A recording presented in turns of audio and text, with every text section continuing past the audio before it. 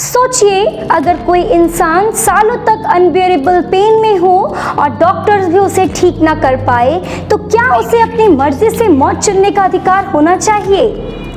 इसी कॉन्सेप्ट को कहते हैं इच्छा मृत्यु।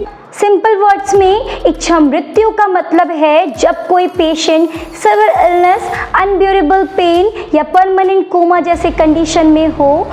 मेडिकल साइंस में यूथनेशिया को मेनली दो कैटेगरीज में डिवाइड किया जाता है।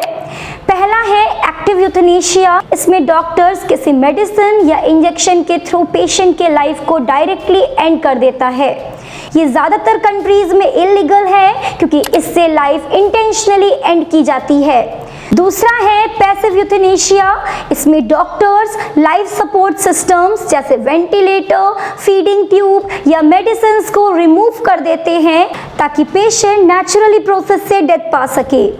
इंडिया में एक्टिव यूथनेशिया इलीगल है, लेकिन 2018 में सुप्रीम कोर्ट ऑफ इंडिया ने एक हिस्टोरिक जजमेंट दिया जिसमें स्ट्रिक्ट कंडीशंस के साथ पैसिव यूथनेशिया को अलाउ की गई।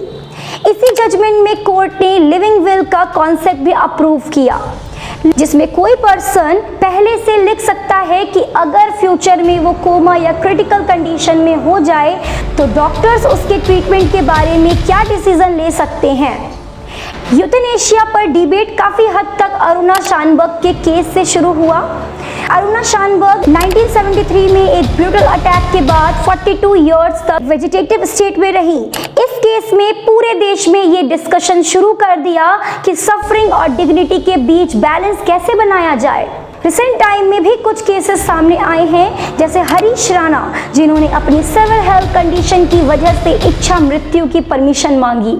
ऐसे केसेस एक बड़ा एथिकल क्वेश्चन खड़ा कर देते हैं, क्या किसी इंसान को डिग्निटी के साथ जीने के साथ साथ डिग्निटी के साथ मरने का भी अधिकार होना चाहिए? वजह से यूथनेशिया का टॉपिक सिर्फ मेडिकल या लीगल इशू नहीं, बल्कि एथिक्स, ह्यूमन और कंपैशन का भी सवाल बन जाता है।